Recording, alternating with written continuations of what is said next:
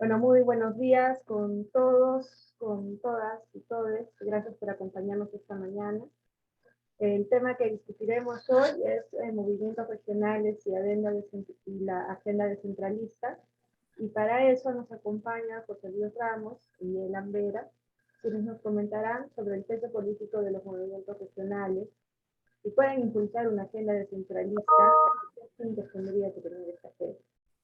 José Luis Ramos es docente principal del Departamento de Sociología y de la Escuela de Posgrado de la Universidad Nacional de San Agustín en Arequipa. Sus temas de interés son el poder, género y las nuevas tecnologías, los que ha venido abordando desde el inicio de su profesión, así como la creación poética y el ejercicio periodístico. Ha publicado 3 poemarios y varios artículos en libros y revistas. Ha sido editor general de TV UNSA y el semanario El Búho y ha colaborado como columnista en diversos medios de comunicación. Tiene una maestría en Ciencias de la Comunicación y un doctorado en Ciencias Sociales. Actualmente tiene a su cargo las oficinas de promoción y desarrollo regional y de publicaciones de la UNSA. Elan Vera es periodista y profesor universitario de pre y posgrado. Es licenciado en Comunicación de la Universidad Católica Santa María y doctor en Sociología en la Universidad Nacional de San Marcos. Tiene publicaciones e investigaciones en el campo de la política y la comunicación. Actualmente es director del Departamento de la Escuela de Comunicación de la Universidad Nacional del Altiplano, en Puno. Ha sido fundador de Radio y Televisión Universitaria de esta misma universidad y actualmente es vicepresidente del Instituto de Estudios de las Culturas Andinas, IDECA. Bueno, vamos a comenzar esta ronda con José Luis Ramos. Él nos va a acompañar solamente hasta las 10 por cuestiones académicas que tiene clases en la universidad. Como siempre, les pido por favor apagar sus micrófonos.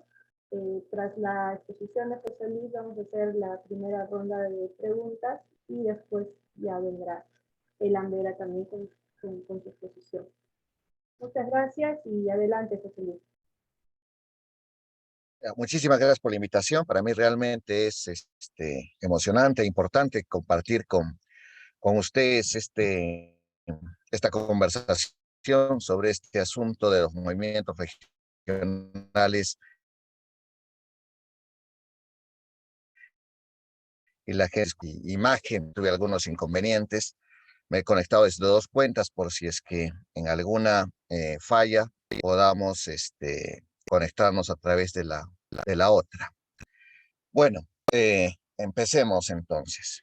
Bueno, nosotros estamos hablando desde Arequipa y desde ahí es nuestra lectura, ¿no? Pero el caso particular de Arequipa tiene vinculación, sin duda alguna, con lo que ha vivido el país en esto a lo que se ha llamado centralismo, ¿no? Es importante tener en cuenta que el centralismo tiene raíces estructurales, como seguramente todos y todas quienes están aquí conocen, ¿no? Pero digo que es importante porque en otros ámbitos empieza a perderse esa visión de que las cuestiones están vinculadas a estructuras sociales, a veces de muy larga data, y empieza más bien a pensarse las cosas como si de voluntades se tratase, ¿no? Es decir, que el centralismo continúa vigente porque no hay la voluntad política del Ejecutivo o no hay la voluntad política del Legislativo para terminar con este sistema económico, político, social pernicioso para el país, ¿no?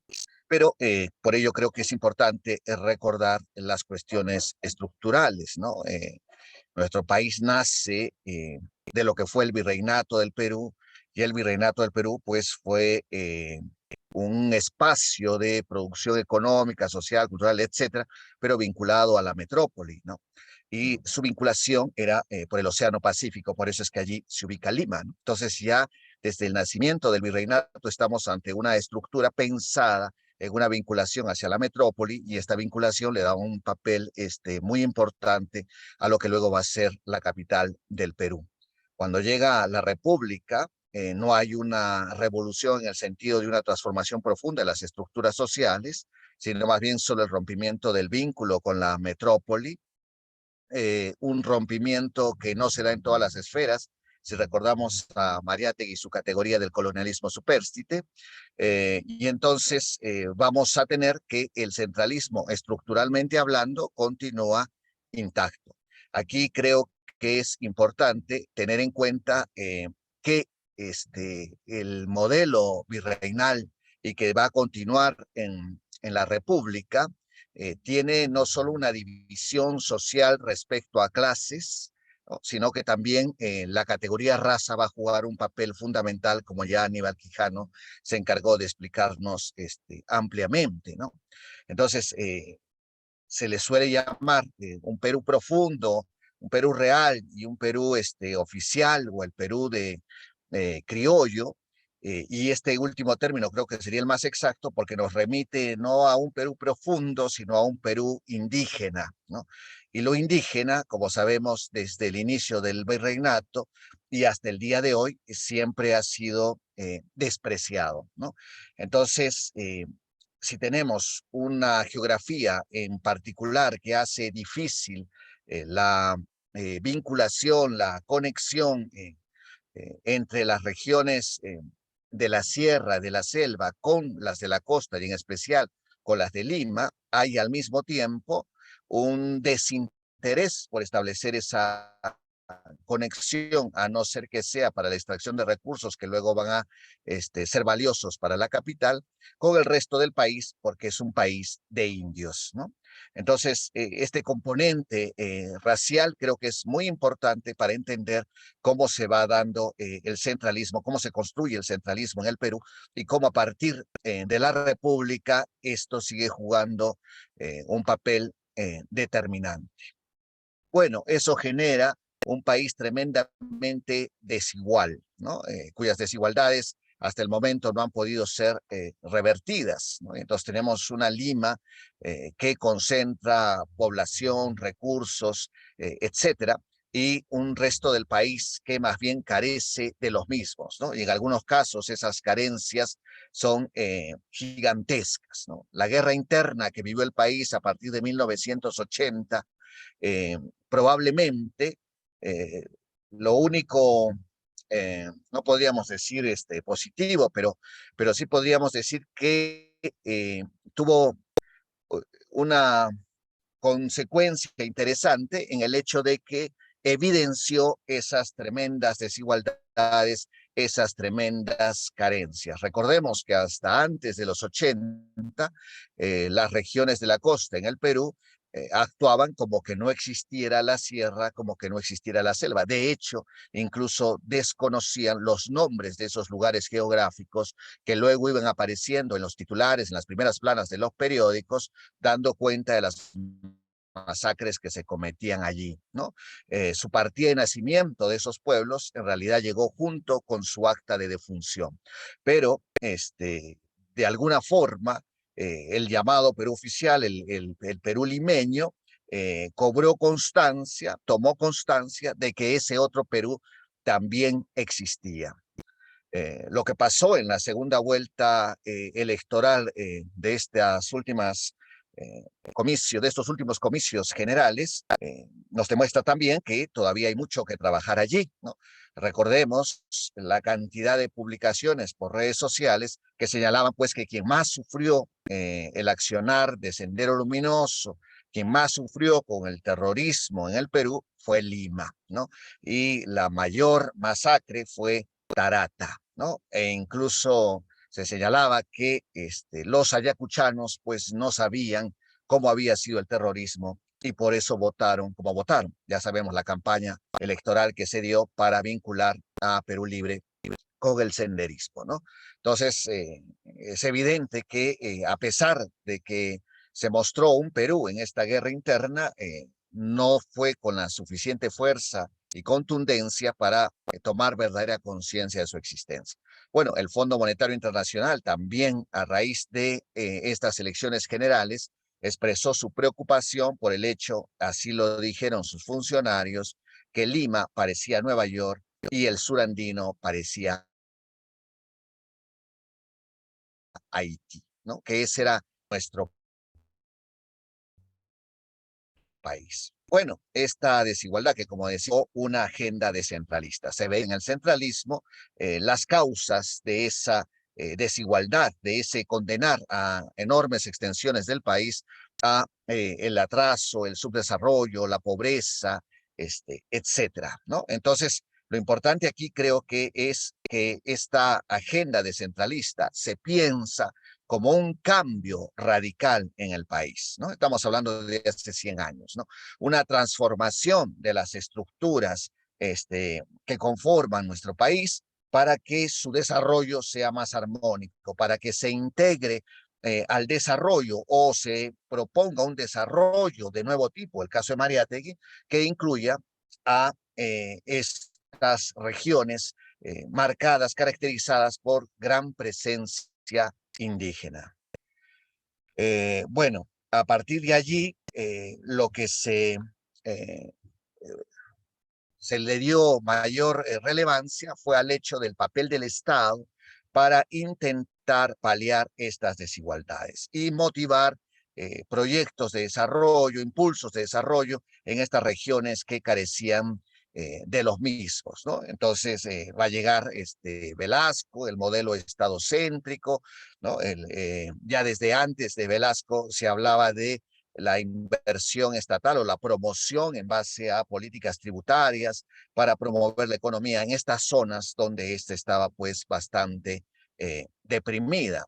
Pero ya aquí se va perdiendo un poco eh, la radicalidad de algunas primeras propuestas respecto a que un descentralismo implicaba pues cambios tremendamente trascendentales.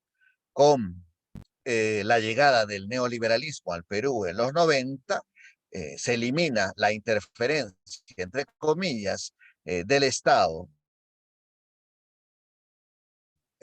para el manejo del el mercado, lo que va a generar es mayor centralismo. En Arequipa vimos cómo desapareció el parque industrial, ¿no? Arequipa tenía un parque industrial interesante, con un buen número de fábricas que estaban allí instaladas, varias de ellas eran una suerte de insignia regional, ¿no? Así las veíamos quienes somos de esta zona, y de pronto vimos vaciarse al parque industrial estas empresas, quebrar o simplemente mudarse hacia la capital de la República, reforzando el centralismo, porque en la capital están pues los recursos humanos, económicos, financieros, etcétera, y además ya no había pues los incentivos del Estado que motivaban que fuera viable económicamente mantener una industria en la región Arequipa. No en vano, en la dictadura de Fujimori fuimos la región con mayor índice de desempleo en el país, ¿no? Bueno, el parque industrial se convirtió en un montón de depósitos, ese fue el uso que se le dio, y el centralismo pues lo vimos fortalecerse.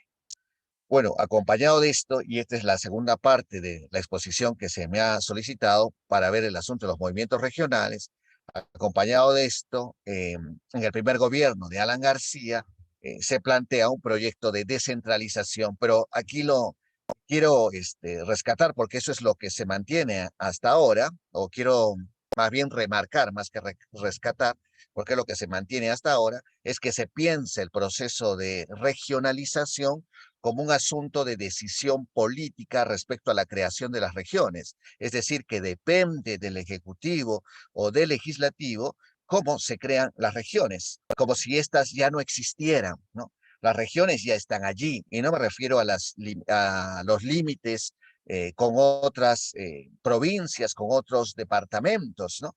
Sino a lo que me refiero es que se generan vínculos, se generan relaciones económicas, se generan clústeres, ¿no? Se genera una serie de situaciones que en algún momento ya llega a conformarse como estructuras económicas, sociales, culturales, etcétera, que en la práctica establecen pues regiones, ¿no? Y que sin duda alguna abarcan mucho más que los límites de los departamentos, ¿no? En el caso arequipeño, por ejemplo, el vínculo con Puno es tremendamente fuerte, ¿no? Es sumamente intenso, ¿no? Y por el asunto del turismo también se establecen vínculos con otras regiones del sur del país.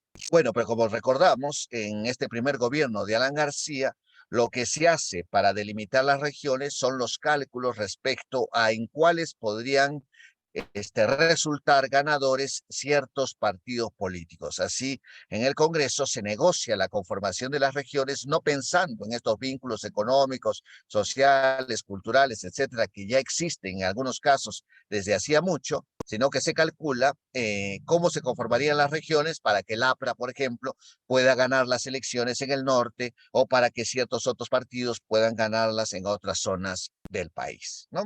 Así se conforma un nuevo mapa del Perú en el que varios departamentos, en algunos casos, conforman regiones y en otros los departamentos por sí solos conforman una región, pero siempre en base a un cálculo no político, eso también es importante, no político, sino meramente electoral. Bueno, se lleva adelante las elecciones mediante un sistema que privilegia el cabildeo antes que la voluntad ciudadana, y aquí en Arequipa pues se instala un gobierno regional que va a estar presidido por Patria Roja, ¿no? Para que Patria Roja asuma la presidencia del gobierno regional, se van a tener que hacer alianzas políticas que en ese momento causaban mucho escozor, que en ese momento causaban mucha indignación, las famosas alianzas contra natura, es decir, alianzas políticas con grupos con los cuales no se tenía ninguna vinculación ideológica, ninguna similitud en el proyecto de país que supuestamente proponían cada una de estas organizaciones, ¿no? Ya se estaba dando esto, pero lo bueno es que la imagen que generaba era de indignación, de desencanto por parte de quienes apoyaban a un partido u a otro por el hecho de que se establecían alianzas cuando no existían elementos para ello. Bueno, luego va a venir la dictadura de Fujimori, todo este proyecto de regionalización se desbarata, se crean los CETAR, ¿no? Los consejos transitorios de administración regional, y entonces Fujimori va a utilizar estos CETAR, es decir, va a utilizar la regionalización con fines ya no electorales, porque esto no va a ser sometido a la voluntad ciudadana, sino con fines de latrocinio, ¿no? Porque lo que la dictadura quería no era la construcción de un país según un proyecto político del cual se sintiera partícipe, sino lo que la dictadura quería era instalar eh, una cleptocracia, ¿no? Que abarcara todas las instituciones del país y las controlara, ¿no? Entre ellas, obviamente, las regiones. Así se decide que cada departamento sea una región. Eso le permite a Fujimori controlar más fácilmente todos estos espacios geográficos, que son al mismo tiempo también espacios políticos, y como digo, con fines en lo absoluto que tienen que ver con la descentralización, sino más bien con los objetivos propios de esta dictadura, que estaban vinculados pues a una verdadera mafia, ¿no? Que controló el país y la mayoría de las instituciones. Esto se prolonga en el tiempo y luego se retoma el camino democrático, vamos a decirlo así, pero utilizando el mapa establecido por la dictadura de Fujimori. Es decir, que cada departamento es una región. Se convoca elecciones, en ese momento no está el límite del 30% para poder ganar en primera vuelta, así que lo que tenemos son gobiernos regionales muy poco representativos. Aquí en Arequipa el porcentaje que obtuvo Daniel Beravallón representando al APRA fue muy pequeño. El APRA nunca ha tenido una gran acogida aquí en Arequipa. Sin embargo, con ese porcentaje tan pequeño, logró la presidencia de la región porque la cantidad de grupos que se presentó a las elecciones era bastante numerosa y por tanto la distribución del electorado permitió que aún con porcentajes muy pequeños se accediera al gobierno regional. El gobierno de Toledo plantea el establecimiento de macroregiones, ¿no? La posibilidad de que varios departamentos se constituyeran en una región. Esto aquí en Arequipa se vio como algo muy positivo porque diferentes instituciones de la región, entre ellas la universidad, pero también la Cámara de Comercio, encargaron investigaciones o realizaron investigaciones para saber cuál debiera ser la región a la que pertenezca Arequipa, porque estábamos claros y claras de que Arequipa como departamento no podía ser una región en sí misma, que tenía que haber un nexo con Moquegua, con Cusco, con Puno y probablemente con otros departamentos como Madre de Dios y Tacna, ¿no? En la constitución de lo que se llamó en ese momento la macroregión sur, ¿no? Que lo que se hacía simplemente era investigar respecto a cuál región es la que ya existe económicamente, por vínculos respecto a la actividad turística, la actividad minera, la actividad agrícola, el asunto de la fibra de alpaca, eh, o los servicios que Arequipa presta a las otras regiones, etcétera. Eso es lo que se buscaba determinar, pues, ¿no? Y se establecieron varias propuestas de lo que debiera ser la macroregión sur. En el momento que el gobierno de Toledo propone la posibilidad de que distintas regiones se junten para formar una más grande, lo que se vio es una oposición muy fuerte de quienes ocupaban las presidencias regionales. Y otra vez, no en base a criterios políticos, como se suele decir, sino simplemente en base a criterios electorales, en base a aspiraciones personales de yo no podría volver a ser presidente de la región si es que estas regiones se unen. O cómo quedaría mi presidencia si es que estas regiones se unen, porque habría que convocar nuevamente a elecciones. Así se hace campaña, seguramente no solo en Arequipa, sino en el resto del Perú, para evitar que estas regiones se unan en una región más grande. Aquí cabe indicar que contra todo pronóstico, en Arequipa, en el referéndum que se convocó, ganó el sí. Es decir, la ciudadanía arequipeña se mostró a favor de que junto con Puno constituyéramos una región más grande. Como digo, los estudios implicaban mucho más que Puno, pero bueno, en ese momento esas fueron las condiciones y Arequipa votó por unirse con Puno. Puno votó en contra y entonces no fue posible esta unión, ¿no? Eh, Sin embargo, ciertos grupos, y acá se vincula con lo que decíamos al principio, ciertos grupos señalaron este triunfo electoral del sí, explicándolo por el hecho de la gran cantidad de migrantes de Puno que hay en Arequipa, ¿no? Y entonces lo que querían decir es que Arequipa no había votado por el sí, sino que quienes viven aquí, pero que no son de Arequipa, son los que habían votado por el sí. Otra vez el racismo, recordemos que la ciudad de Arequipa es probablemente la ciudad más racista del Perú, otra vez el racismo como elemento constitutivo de los proyectos políticos que se podrían impulsar, ¿no? Al mismo tiempo se hizo evidente nuevamente el centralismo que existe en la propia región Arequipa, ¿no? Es la provincia de Arequipa la que finalmente decidía o no decidía cómo se hacían las cosas por la diferencia porcentual del número de votantes y que este centralismo no se expresa solo en esto, sino también en las enormes desigualdades que existe la provincia de Arequipa con las otras, en particular la Unión, quien sufre un proceso demográfico de decrecimiento, ¿no? Porque la población de esa provincia, pues, no tiene posibilidades de un futuro que considere deseable y entonces sale de la provincia y se va a otras provincias o a otras regiones. Pero bueno, a partir de allí, en ese momento que Vera Bayón, en representación del APRA, logra la presidencia del gobierno regional, estalla el boom de los llamados movimientos regionales.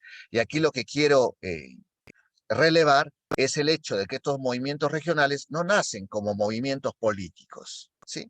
O sea, no es un grupo de gentes que logra la simpatía de una parte de la ciudadanía respecto a un proyecto político que desde Arequipa se plantea para el sur del Perú, por lo menos, o para el país, en el sentido de que desde Arequipa, desde la gobernatura regional, si es que se logra el triunfo electoral, se propondrá pues esos cambios estructurales que terminen con el centralismo tal y como lo conocemos en el país. No, no es eso. Lo que surge son movimientos regionales que hacen cálculos electorales. Es decir, son movimientos regionales impulsados por una persona o por una familia o por un grupo reducido de personas que cuenta con los medios suficientes, supone, para alcanzar un triunfo electoral. Así, en sus propuestas, no hay ninguna de carácter político. El primer movimiento regional que va a ganar las elecciones luego de esta presidencia de Daniel Verabayón se llama Arequipa Tradición y Futuro, que estuvo liderado por Juan Manuel Guillén Benavides, en ese momento ex rector de la Universidad Nacional de San Agustín. Juan Manuel Guillén calcula: he tenido una muy buena gestión al mando de la universidad y en Arequipa tengo gigantesca simpatía. Esa gigantesca simpatía me va a permitir alcanzar los votos necesarios para obtener un triunfo electoral.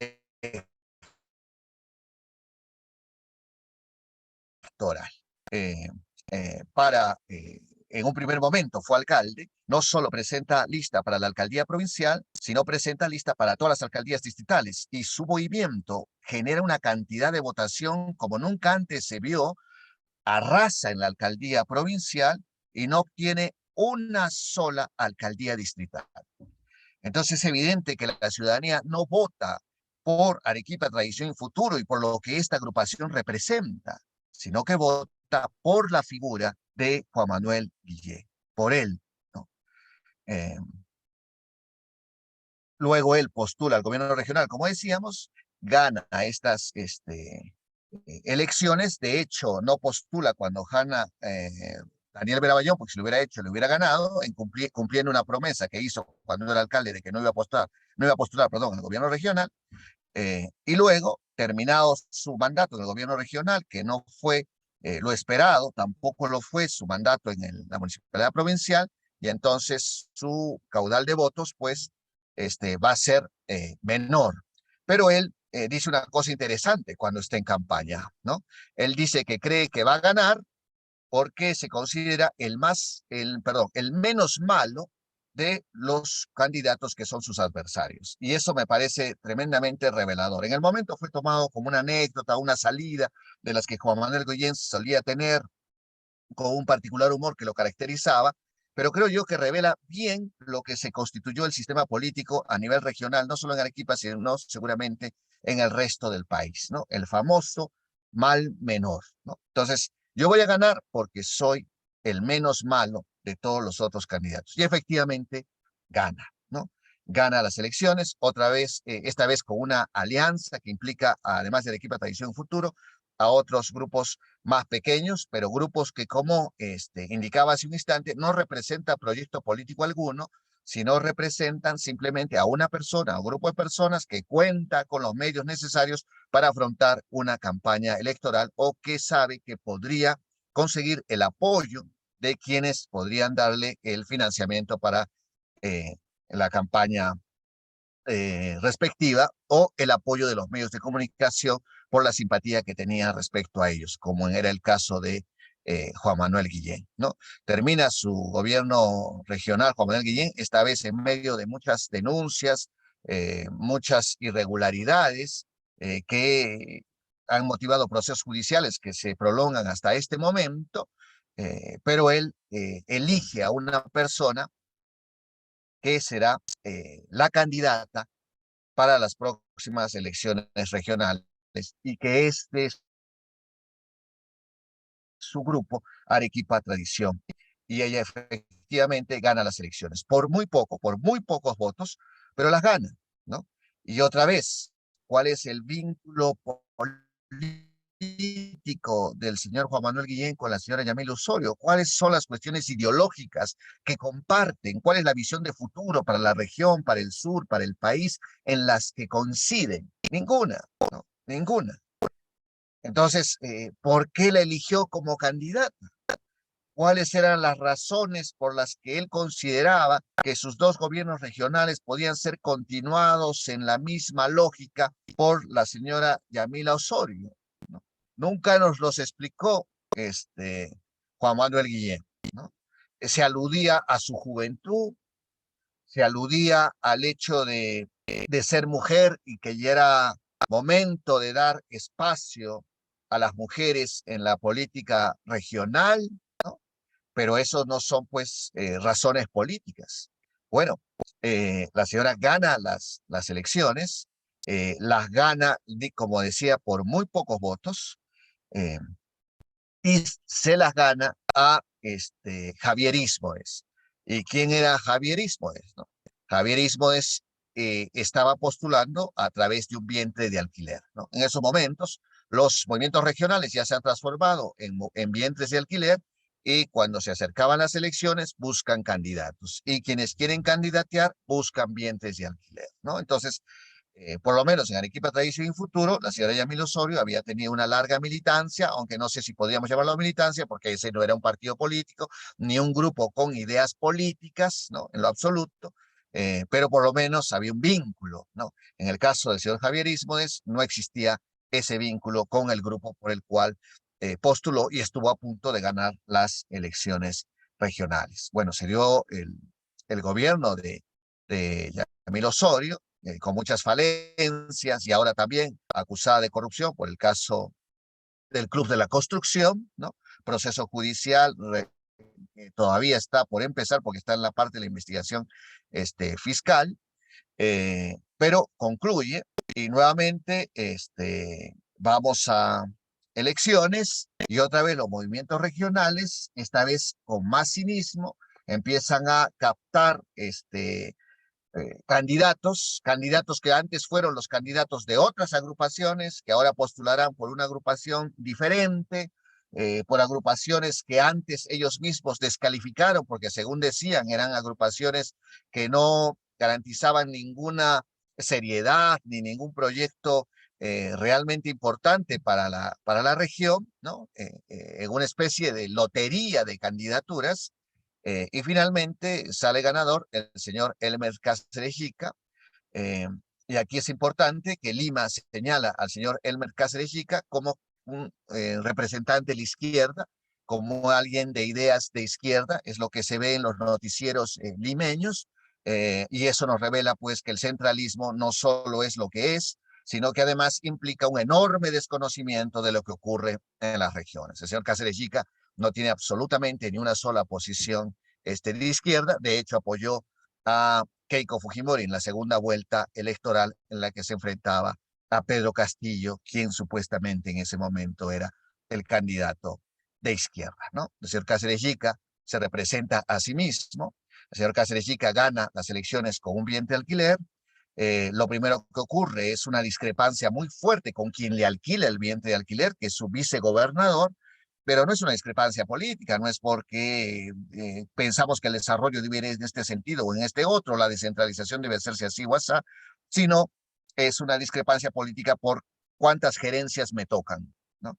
Entonces, habíamos quedado que para mí eran tantas gerencias, Cáceres Jica desconoce el acuerdo, no, yo me las quedo todas, eso implica un rompimiento, incluso se quitan la palabra, gobernador y vicegobernador, y por las denuncias de corrupción que Cáceres Jica tiene en su contra, es detenido, actualmente está en la cárcel con prisión preliminar, y el señor vicegobernador, con el que dejaron de hablarse, ocupa la gobernatura, pero por muy poco tiempo, porque por problemas vinculados a la COVID-19, lamentablemente fallece, y ahora la gobernadora de Arequipa es la hija de este vicegobernador, porque entre los acuerdos estaba que su hija vaya de consejera, porque la señora Kimberly Gutiérrez es la gobernadora regional de Arequipa, porque su papá era el dueño del movimiento regional con el que participaron. ¿Cuáles son las credenciales políticas de la gobernadora?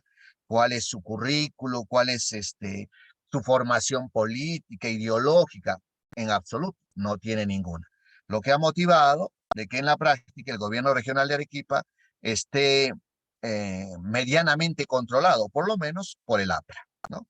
Porque hay un vínculo del vicegobernador fallecido con dirigentes del APRA que finalmente son ubicados en los puestos más importantes del gobierno regional y entonces Arequipa termina siendo gobernada por gente del APRA cuando Arequipa no le dio ni un solo voto al APRA, ¿no? Ese es, creo, un hecho revelador de cómo funciona la política a través de los movimientos regionales, ¿no? Bueno, Dos ya minutos, hubieron las José Luis. elecciones, sí, aquí concluyo, ya hubieron las elecciones y quien gana es Roel Sánchez, es rector de la USA, ¿no? También de una gestión exitosa, y gana con un movimiento que él ha creado, Yo Arequipa, pero que reúne en su seno a gente de muy diversa tendencia política, de muy diversa posición ideológica, y entonces estamos otra vez frente a la situación que habíamos descrito. Esta orfandad política hace que lo único que se les ocurra cuando se habla de descentralización es pedir más fondos al gobierno central.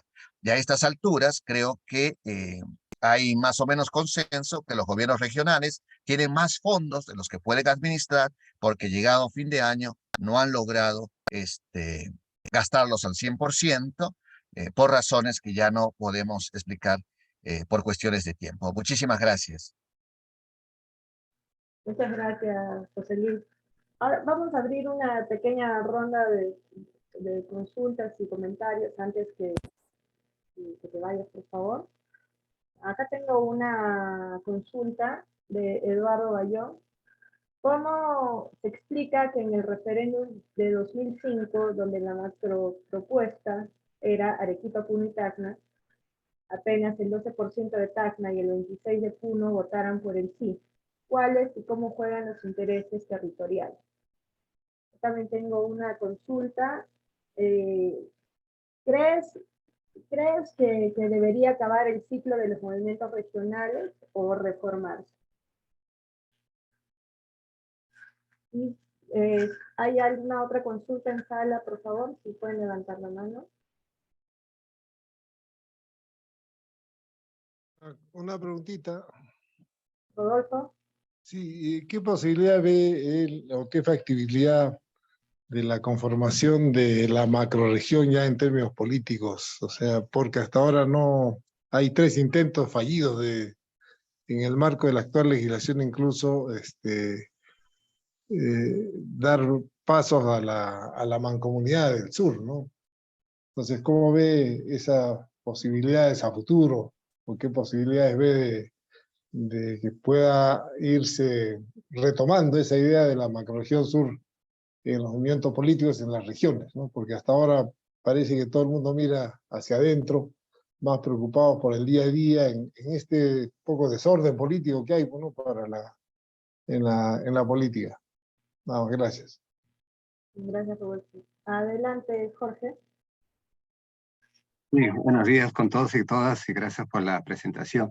Yo estaba pensando en este tema, claro, si bien es un momento de los movimientos regionales, pero también como estos movimientos regionales tienen una agenda para lo que es la profundización del proceso de centralización. No sé qué comentarios tienes sobre este punto, ¿no?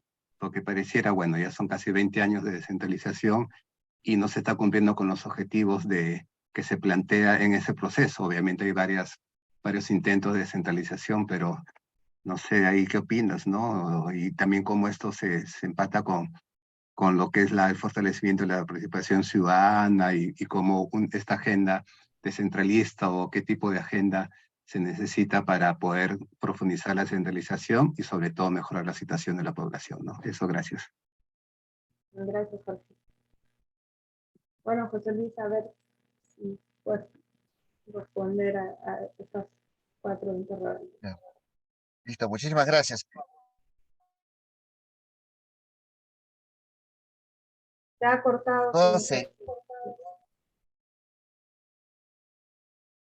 Está entrecortada tu señal.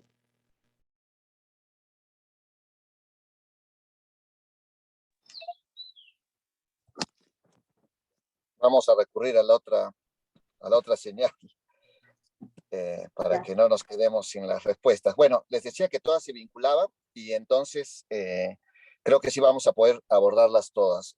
Bueno, como ustedes saben, yo provengo de la sociología, tengo entendido que muchos de ustedes y muchas de ustedes también, pero en la perspectiva que estamos observando creo que es la de una crisis orgánica, o sea, no estamos ante una crisis de gobernabilidad, no estamos en una crisis de enfrentamiento entre el Ejecutivo y el Legislativo, sino estamos en una crisis que abarca todos los sectores de la sociedad, una crisis económica, una crisis en el sector empresarial, por ejemplo, porque las personas no perciben que el sector empresarial sea un conjunto de emprendedores que con mucha creatividad y esfuerzo han logrado hacer empresas, sino más bien a través de actos de corrupción. Tenemos el Club de la Construcción, el Club de las Editoriales, tenemos lo de Odebrecht, tenemos ahora los escándalos que están surgiendo en el gobierno, así es que la visión de un empresario como alguien que hace negocios honestamente, creo que está bastante lejos de la realidad. Pero eso no solo es en los grupos empresariales, también ocurre en el sector popular, ¿no? En Arequipa, por ejemplo, uno de los sectores populares con mayores bríos eran aquellos preocupados por el hecho de dónde va a vivir la gente que llega migrando del sur andino pobre, dónde se va a ubicar, ¿no? Y entonces eran las famosas invasiones. Pero esas invasiones que eran gestas en algún momento incluso con cierta heroicidad, ¿no? Y un gran sacrificio de los dirigentes y las dirigentas, se han convertido en mafias, ¿no? Y entonces ahora hay mafias muy bien organizadas de tráfico de terrenos, ¿no? Y tengo entendido que no solo en Arequipa, sino en el resto del Perú, ¿no? La huelga contra Tía María, luego tenemos que escuchar audios donde los dirigentes se venden por lo que se conoció como lentejas a la minera, ¿no? Entonces, la crisis abarca todos los espacios, todos los ámbitos, etcétera. Y entonces no hay política, ¿no? No hay liderazgos políticos, no hay organizaciones políticas propiamente dichas.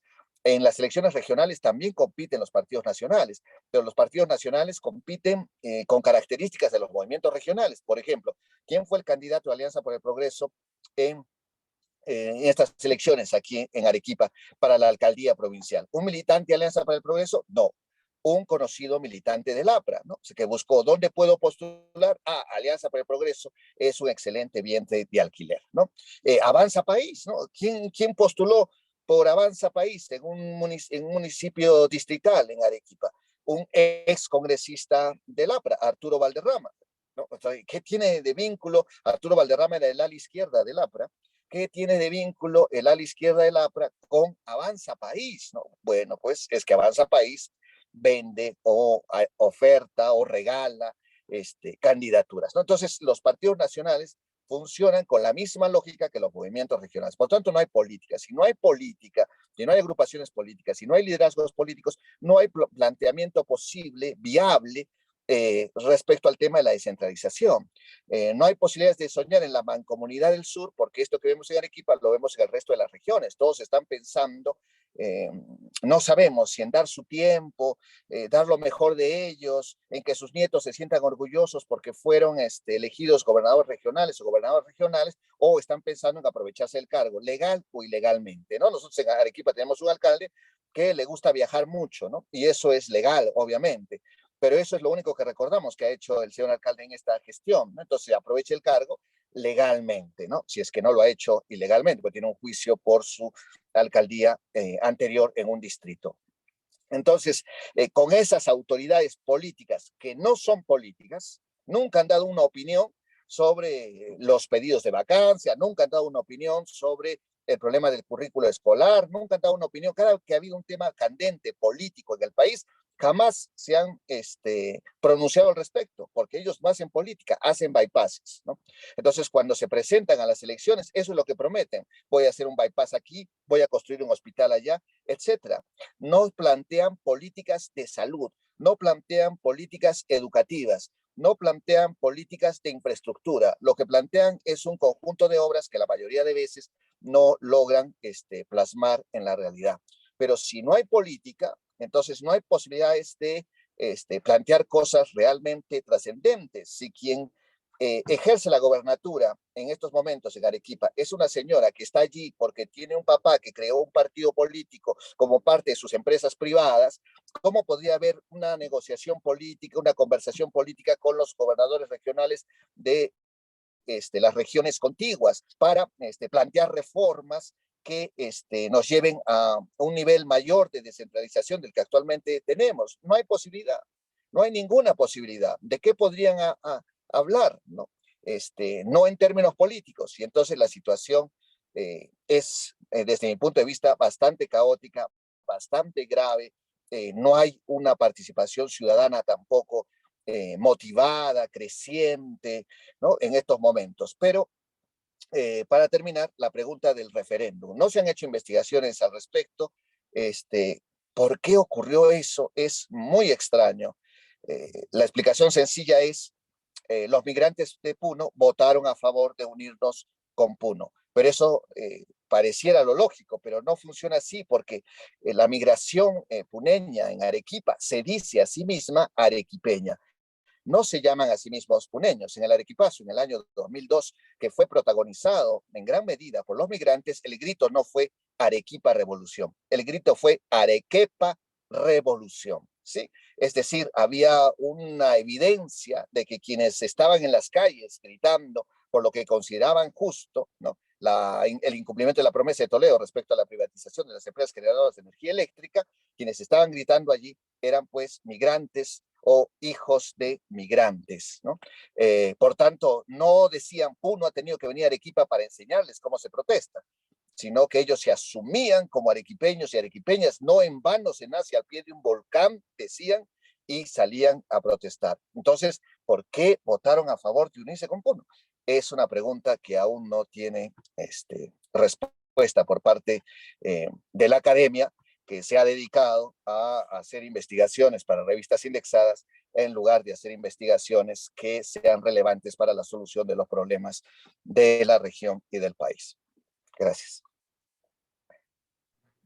Bueno, José Luis, una última nomás para lo del estribo, antes que te vayas. Dice Denis Poma, los mensajes de supuesta reivindicación de aquellos marginados olvidados históricamente ha sido la bandera de líderes como Yica para ganar las elecciones, algo que también pasó con Castillo, ¿no? ¿Qué opinión tienes al respecto? Porque parece ser una estrategia que le ha resultado a muchos estos discursos en las últimas elecciones. Bueno, es interesante ello porque, bueno, Arequipa es probablemente la ciudad más racista del Perú y ese racismo no solo lo ejerce con quienes están fuera de la región, ¿no? Con Puno principalmente, ¿no? Sino también quienes están fuera de la provincia, a quienes no los ve como Arequipa, ¿no? Es bien interesante que cuando los políticos hablan de Arequipa, cuando la gente habla de Arequipa, cuando los medios de comunicación hablan de Arequipa, nunca se sabe si están hablando de la región Arequipa, la provincia de Arequipa o la ciudad de Arequipa, ¿no? Entonces tenemos candidatos y candidatas al gobierno regional discutiendo, ¿no? qué cosa van a hacer con el transporte urbano en la ciudad de Arequipa. O sea, esa es su visión. No pueden pensar en región, sino tienen que pensar en el tuturuto, ¿no? Tienen que pensar en la plaza de armas, ¿no? Entonces, esa marginación que quienes viven en otras provincias la han sentido desde siempre, pues podía ser captada con un discurso como el de Cáceres Yica, que se hacía llamar Yica, ¿no? Para tener un apellido andino, como una reivindicación. Pero numéricamente esa población es pequeñísima. O sea, convenciendo a esa población no se ganaban las elecciones. Cáceres Yica ganaba las elecciones con bastante holgura, ¿no? El alcalde provincial que tenemos ahora perdió ante los votos blancos y nulos. Los blancos nulos fueron mayores que la votación que él obtuvo, ¿no? Pero el caso de Cáceres Yica no fue así. Él ganó con holgura y ganó en distritos, no se compara Arequipa con Lima, pero digamos distritos en los que vive gente que no es migrante, ¿no? Vive gente que está no vinculada a ese discurso que Cáceres Yica utilizó como estrategia y campaña. Así que la explicación no solo iría por ese lado, sino probablemente más bien por su contendor, ¿no? Que fue también, nuevamente, como así con Yamila Osorio, Javier Ismodes, ¿no? Entonces, Javier Ismodes, un empresario de éxito, se presentaba al principio así y entonces fue vinculado a la derecha, ¿no? Fue vinculado a los polos blancos, les llamamos aquí en Arequipa, porque fue el grupo de personas vinculados a la Cámara de Comercio que salieron a marchar en contra del Arequipazo, ¿no? Y entonces Arequipa tiene más bien una tendencia, también esto es extraño, porque Arequipa ganó Pedro Pablo Kuczynski, que es el único lugar donde ganó Pedro Pablo Kuczynski en las elecciones en las que se presentó para candidato presidencial. Pero bueno, digamos que ha tenido tradicionalmente una inclinación hacia el voto de izquierda. Acá ganó Barrantes, no ganó Alan García, ¿no?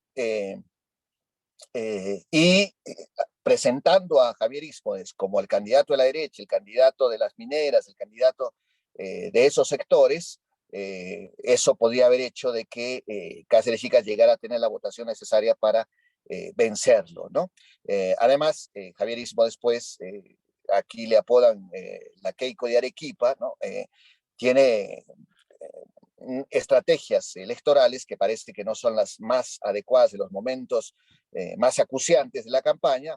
Cada que pierde hace pataleta y renuncia, dice, nunca más me vuelvo a presentar, 4 años después vuelve a presentarse, ¿no? Y esa es otra cuestión que creo que hace inviable la descentralización, porque quienes son candidatos se supone que son políticos. Que no hayan ganado no significa que dejaron de ser políticos, pero aquí ni siquiera vuelven a escribir un post hasta las próximas elecciones 4 años después, ¿no? Entonces, Javier Ismodes hace alianza con Patria Roja. Sale en una conferencia de prensa sentado al lado de los dirigentes de Patria Roja para que quede claro que él no es de derecha, sino que es de izquierda, ¿no? Entonces, esas estrategias yo creo que le quitaron los votos que tenía de la derecha, pero no le consiguieron los votos que podían venir del lado de la izquierda, ¿no? Y finalmente pierde. Pero no es, la única razón por la que Cáceres Chica gana no es su discurso, que además no es un discurso, es una caricatura de discurso, ¿no? Reivindicando lo andino, etc. Su plan de gobierno, que está colgado en la página web, está desde la óptica de la decolonialidad de Aníbal Quijano, es decir, habrá contratado a alguien que conocía esta teoría y lo ha planteado allí, pero nada de lo que él ha dicho alguna vez, nada de lo que él ha hecho alguna vez tiene siquiera un mínimo de coherencia con ese plan de gobierno, porque su discurso era solo de disfraz, ¿no? O sea, si hablaba en quechua, seguramente pensaba en español, ¿no? No pensaba en quechua, ¿no? Si hablaba el cóndor, estaba pensando en el Misti, ¿no? O sea, era solo una fachada, no representaba realmente a esos sectores y eso finalmente termina siendo más daño que beneficio porque si surgiera una candidatura que sí encarne esa visión andina, esa postura andina que también es parte de la región Arequipa, pues ya seguramente no contaría con respaldo por lo mal que ha hecho quedar a esa posición el gobierno de Cáceres Chica, ¿no? Que resultó siendo tremendamente criollazo, ¿no? Bueno, muchas gracias, José Luis. Y ahora le damos la bienvenida a Elan Vera. Por favor, Elan. Que viene con la segunda parte de este conversatorio. Ok. Bueno, ¿me confirman si se me escucha bien? Sí, se escucha bien. Ok. Quisiera compartir pantalla. Tengo una diapositiva. Ok. Bueno, ¿me confirman si se aprecia la diapositiva? Sí se ve, solamente pedirte que lo pongas a full, ¿no? En la parte de abajo hay una... Eso, ya. Ahora Ok. sí, gracias. Bien, yo también estoy con el asunto del tiempo porque tengo clases a las 11. A ver, son 10:04. Bien, yo quisiera enfocar algunas cosas muy puntuales, ¿no? En primer lugar, hacer notar que nuestro país, bueno, cosa que todos lo manejamos, ¿no? La gran heterogeneidad de nuestro país, que algunos le llaman heterogeneidad estructural, pero es una heterogeneidad de territorio, ¿no? En nuestra propia población, de las diferentes culturas, manifestaciones culturales y también de las actividades económicas, ¿no? Entonces, hay un primer punto para entrar a hablar de agenda regional, agenda descentralista, de esta gran heterogeneidad del país, ¿no? Obviamente hay puntos de encuentro, de articulación, pero se mantiene este fenómeno muy fuerte de nuestra heterogeneidad como nación, ¿no?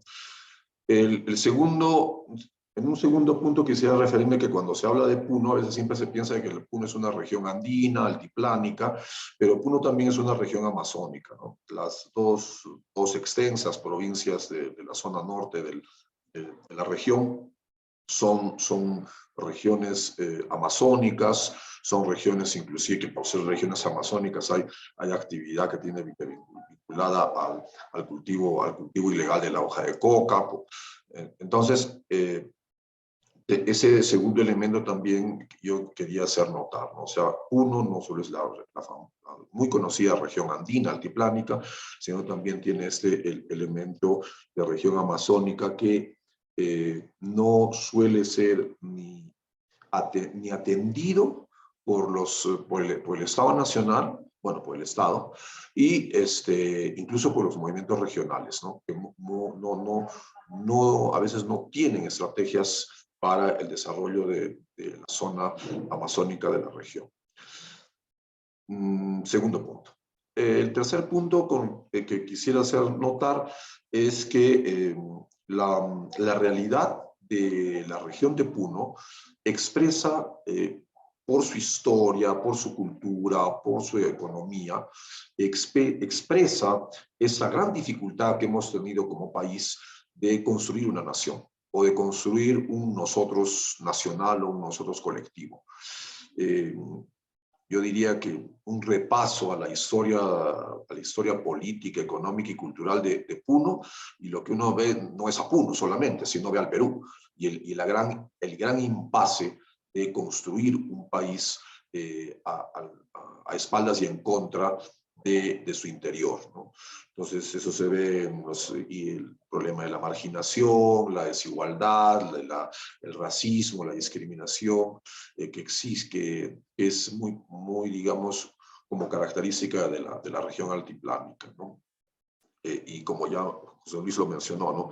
Y con lo cual coincido plenamente, o sea, creo que Arequipa es Arequipa y la relación que tiene Arequipa con Puno es una relación muy compleja, muy compleja, y en la cual este racismo, discriminación, este doble rasero que muchas veces se percibe es así, ¿no?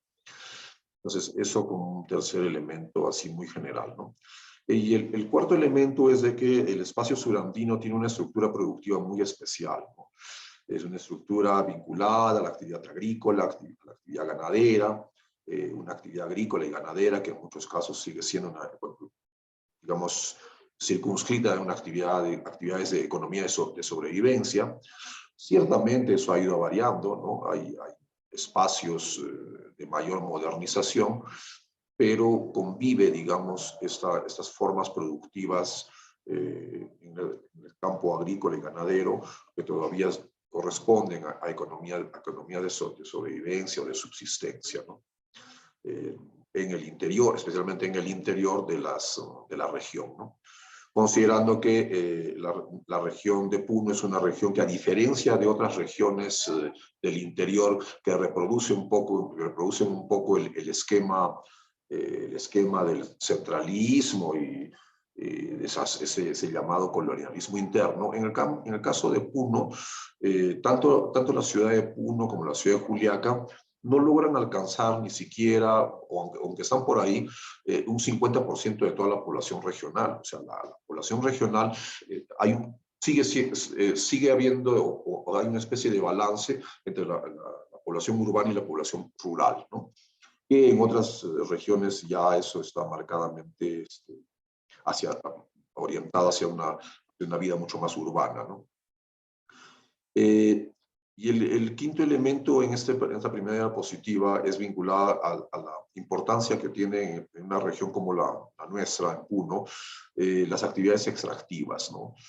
Que bueno, ha sido pues tan conocido el problema que hubo con la zona sur de la región, la zona aymara, con el levantamiento el aymarazo encabezado por Walter Arubiri, ¿no? Entonces siempre ha habido y sigue existiendo el alto índice de conflictos medioambientales que hay en las diferentes provincias del interior de la región, ¿no? Entonces muy marcado y se mantiene, ¿no? Ahora el fenómeno de la minería informal, creo que a nivel nacional y hasta a nivel internacional es conocida la mina de la Rinconada, ¿no? Con una suerte de espacio suspendido, un espacio al margen de la vida nacional, donde acá, por ejemplo, en todas las semanas siempre hay noticias de la Rinconada, donde hay pues asaltos, muertes, trata de personas, explotación sexual. En realidad es una zona, por poner ese ejemplo, una zona con una particularidad y una excepcionalidad muy, muy marcada, ¿no? Y bueno, lo otro que caracteriza a la región, por estar vinculados como posee zona de frontera, ¿no? El creciente contrabando, una actividad que acá en Puno no existe la palabra contrabando, ¿no? O sea, nadie usa esa palabra, ¿no? Es el negocio y muchas familias se dedican a esta actividad y es una forma de digamos, cubrir las necesidades familiares y no existe, digamos, como podría verse desde Lima, desde otras ciudades, digamos, esta suerte de incomodidad de estar realizando una actividad ilícita, ¿no? No es así plenamente, ¿no? Ya mencioné el narcotráfico en la zona norte, que también es otro de los fenómenos de actividad ilícita en el país, ¿no? Y, por supuesto, el contrabando vinculado al comercio informal y especialmente a una ciudad como Juliaca. Juliaca es una ciudad muy dinámica en términos económicos, ¿no? Pero es muy dinámica en términos económicos con una muy consistente actividad informal, que inclusive no solo se puede hablar de una informalidad económica, sino de un estilo informal de vida, ¿no? Entonces, en primer término, quería presentar visualizar eso de manera, digamos, como general introductoria. Ahora, con respecto a la Puno y la descentralización, ¿no? Como es conocido en la historia de nuestro país, el partido descentralista de la década del 20, del siglo pasado, de la década del 30, tuvo un fuerte peso liderado por gamonales y terratenientes puneños, altiplánicos, ¿no? Ciertamente era un partido descentralista de gamonales, pero finalmente eran sujetos políticos que buscaban, digamos, establecer una distancia o un favorecimiento de su mundo de vida económico y cultural en ese entonces, ¿no? Ahora, inclusive, un poco repasando la historia, durante la colonia hubo el planteamiento de crear el virreinato de Puno, ¿no? Que puede parecer algo medio extraño, exótico, y fue un planteamiento de algunos sectores de la iglesia, ¿no? Que por una serie de argumentaciones, porque la región de Puno podría ser un virreinato, ¿no? Entonces, esto porque a veces se piensa que hay una excepcionalidad altiplánica por ser tierra, acá siempre en Puno pensamos, no somos tierra de quechuas y aymaras, ¿no? Quechuas, aymaras, mestizos, obviamente y foráneos, hacen una sociedad regional compleja, bastante plural, ¿no? Con la particularidad de las actividades económicas, hace pensar de que Puno es una zona excepcional opuesta al modelo centralista dominante, ¿no?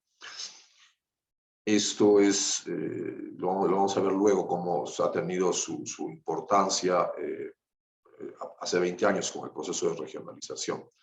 Ahora, hay otro punto que quería mencionar que es fruto de una excelente investigación del historiador José Luis Renique, cuando él plantea que Puno es un lugar especial porque se da lo que él llama la batalla por Puno, que dicho de otra manera, es la confluencia de diferentes proyectos políticos, sociales, culturales en el espacio altiplánico, ¿no? Desde los diferentes matices de la izquierda, incluido Sendero, hasta la presencia de la iglesia, y también formas particulares como el famoso Frenatraca de los Cáceres Velázquez. Es un espacio donde se ha querido intentar diferentes proyectos, cosa que es así, ¿no? Y que también da pie a esa idea de la nación radical, ¿no? El lugar donde lo radical se nota con mayor consistencia, aunque no solamente es en el caso de Puno, sino todo el sur andino y el sur del Perú es una zona radical, ¿no? Lo que Alberto Vergara va a llamar la danza hostil, ¿no? El sur así efervescente y Lima, ¿no? Entonces, esto siempre está presente en el imaginario y en la cultura política regional, ¿no? Esta oposición al centralismo, esta oposición al Estado limeño, ¿no? Ahora, nosotros tuvimos en Puno la experiencia de la regionalización, en la época de Alan García, con la famosa región José Carlos Mariátegui, ¿no? Que era Tacna, Moquegua y Puno, ¿no? Fue un ensayo de conformación regional que tuvo sus aciertos como también sus limitaciones, pero bueno, nunca terminó de cuajar, ¿no? O sea, no se puede avisorar qué pudo haber surgido de ello, ¿no? Pero de hecho, en los sectores técnicos, tecnócratas de la región altiplánica, siempre está presente la idea de una integración regional, ¿no? Eso sí está presente. Lo que pasa es de que tiene muy poca aceptación, ¿no? Se maneja en determinados sectores, de élite especialmente, pero la población mantiene, digamos, un cierto rechazo a una integración regional con otras regiones, ¿no? Como el caso de Arequipa, por ejemplo, ¿no? Y esa larga historia de relación que hay entre Arequipa y Puno, ¿no? Ahora, desde la descentralización y el proceso de regionalización del año 2002 hasta la fecha, lo que se ha percibido es un fuerte acento como decía, como preguntaba Delmia, José Luis, ¿no? De estos movimientos reivindicacionistas que trabajan, en el caso de Puno se trabaja pues la identidad etnocultural, bueno, es una cosa que en este momento lo estoy pensando, así como Arequipa es la ciudad más racista del Perú, y así no solo lo dicen los que no son arequipeños, sino también los arequipeños. También en el caso de Puno es la región que con la mayor identidad etnocultural del país, ¿no? En el último censo nacional era pues la región donde la gente se reconoce pues andina y con matriz quechua y aymara, ¿no? Entonces, muy buena parte de esa relación entre Arequipa, esa conflictiva y compleja relación tiene que ver también con esto, ¿no? Ahora, nosotros hemos tenido en Puno los gobiernos de David Jiménez, Hernán Fuentes, Mauricio Rodríguez y Walter Adubiri, que tenían en común este tono autonomista, en el caso de David Jiménez con su partido por la autonomía regional quechua-aymara, el federalismo que encabezaba Hernán Fuentes en oposición al gobierno, y que en algunos momentos no solo era una posición de autonomía o de federalismo, sino también era una salida o una fuga hacia adelante por denuncias de corrupción, ¿no? Que eso también es así, ¿no? De los autonomistas, los federalistas con Fuentes, pasamos a una suerte de pachamamistas de influencia boliviana, con los gobiernos regionales de Mauricio Rodríguez, con este partido que se denominaba, ese movimiento regional que se llamaba Proyecto Político Aquí, Proyecto Político Aymaras y Quechuas Integrados, ¿no? Siempre con la idea de quechuas y aymaras integrados, quechuas y aymaras de una intención de autonomía, que luego va a cristalizarse, ya no tanto porque no tanto Jiménez, Fuentes y Rodríguez es lo que en el altiplano nosotros vemos como los jaras, ¿no? O que en Arequipa se dice los calas, ¿no? Que son pues mestizos blancos, ¿no? A diferencia de, digamos, de la imagen que siempre ha representado a Duviri como un hombre originario, ¿no? O sea, es un hombre emergente de la zona aymara, ¿no? Entonces, ya hay ahí es lo que yo incluso he llamado, es un cambio etnogeneracional, ¿no? O sea, de líderes, incluso descendientes de hacendados, como el caso de David Jiménez, a figuras como Adubiri, como Juan Luque Mamani, ¿no? Que son más líderes emergentes. Entonces, esto finalmente es un discurso, ¿no? Es un discurso, es retórica electoral, ¿no? Se trata de ensamblar una propuesta, pero yo percibo que sigue siendo retórica, ¿no? Es un tanto complejo porque es retórica, pero a veces se da, digamos, a nivel nacional, uno tiene la idea pues, de que hay una intención de autonomismo, de federalismo, cuando internamente funcionan lo que incluso José Luis ha marcado y que también está en el caso de Puno, que son estos movimientos regionales, que son argollas, que son clientelas políticas alrededor de determinados liderazgos, ¿no? En el caso de Puno, y el quinto punto que acá lo estoy colocando, es que siempre que hay elecciones regionales en Puno, se establece una suerte de balance entre la zona norte y la zona sur. En Puno está muy marcado eso como espacio político, cultural, económico y hasta vivencial, ¿no? El norte más quechua, y ahí, digamos, con determinadas provincias que son marcadamente quechuas, y el sur con sus provincias aymaras, ¿no? Provincias más aymaras, más cercanas a la experiencia boliviana. Entonces, a lo largo de los últimos 20 años de regionalización, los movimientos regionales siempre han combinado un candidato a la gobernación regional quechua y, digamos, un vicegobernador aymara, o al revés, un aymara adelante y un quechua atrás. Y ha surgido una especie de péndulo, que es un péndulo que sigue funcionando, ¿no? No acaba. O sea, gobierna un periodo la zona norte quechua, luego gobierna la zona sur aymara, ¿no?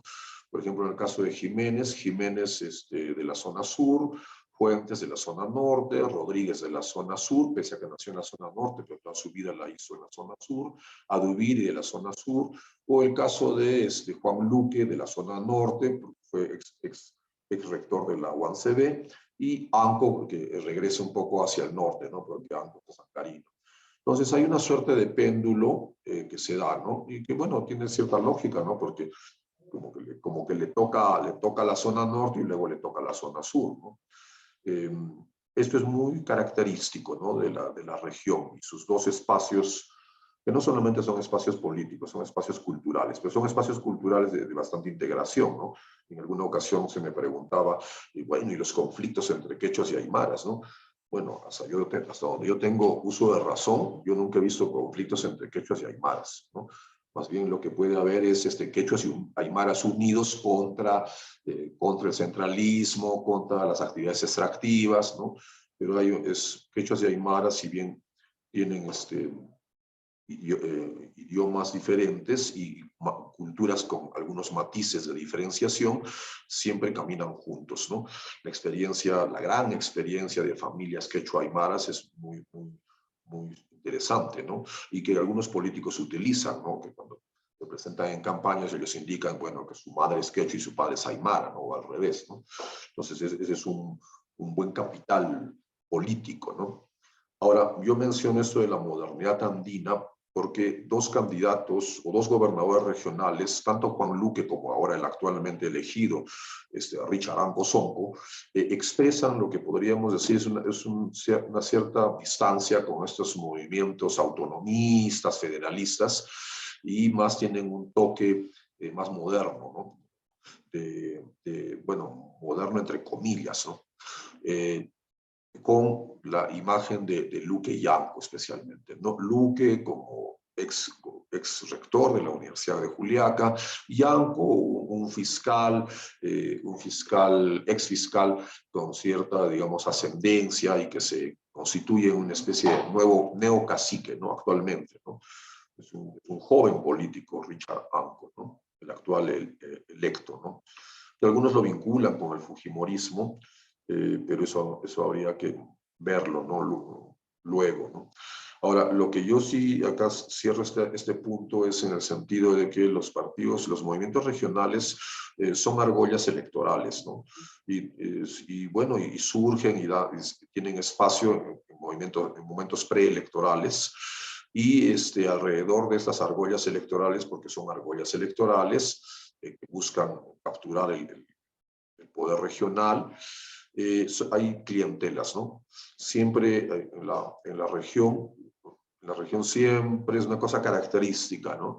Hasta hay memes y bromas al respecto de cómo alrededor de cada argolla electoral lo que hay, pues, clientelas ansiosas que buscan un lugar, un puesto laboral en el gobierno regional, un puesto laboral en la provincia, en el distrito, posibilidades para licitaciones, para sus empresas que van a ofrecer servicios al gobierno regional, o, digamos, como digo, licitaciones para obras de infraestructura, por ejemplo, ¿no? Entonces, eso también hace de que haya, pues, las denuncias de corrupción. Una vez que Adubiri tuvo que pagar su condenado en la cárcel, su vicegobernador también tuvo problemas de corrupción y fue retirado de la gobernación. Entonces, estas clientelas ansiosas, bueno, coloco ansiosas para no colocar un adjetivo más crudo, lo que buscan es estas oportunidades, ¿no?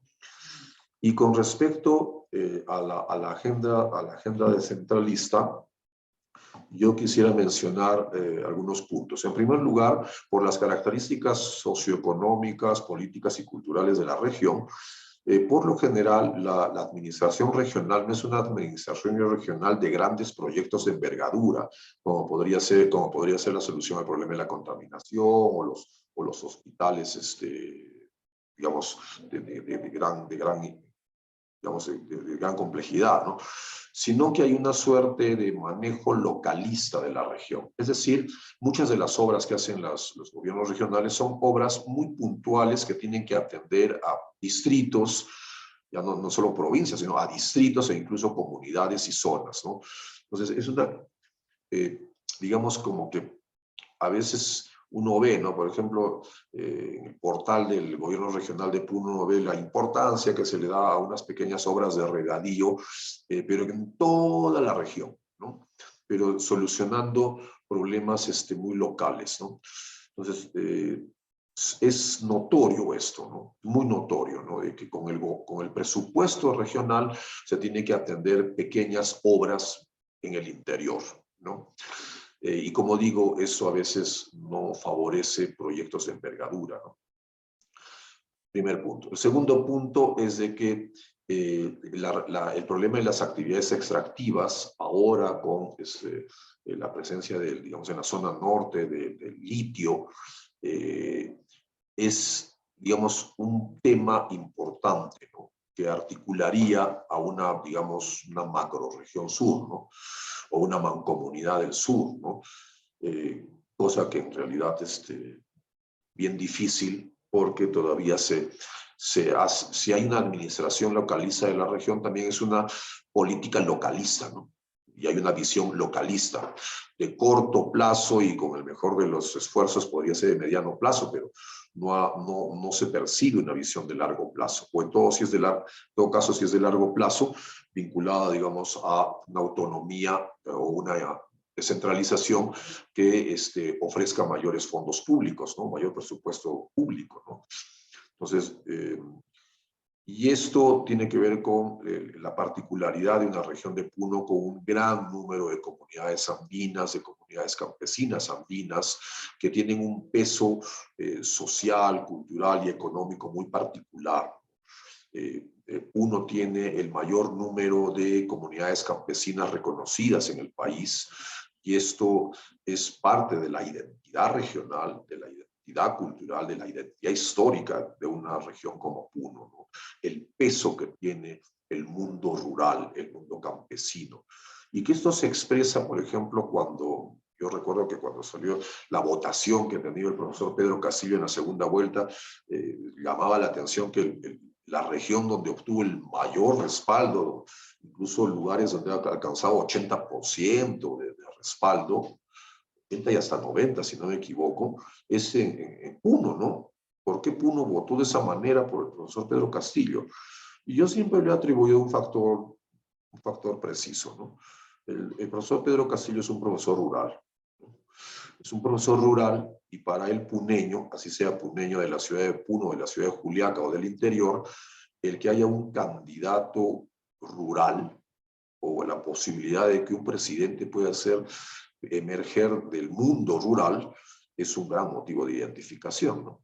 Entonces, en Puno todavía se percibe, y eso es bueno, tiene su elemento positivo, este respeto hacia el mundo rural. Obviamente porque es la matriz de la vivencia andina, de la vivencia ancestral de la cultura, ¿no? Que no es poca cosa, obviamente, ¿no? Ahora, el tercer punto que acá noto es que en una región como la de Puno, para hablar de integración macrorregional o de una mancomunidad del sur, previamente tendría que haber una articulación interna.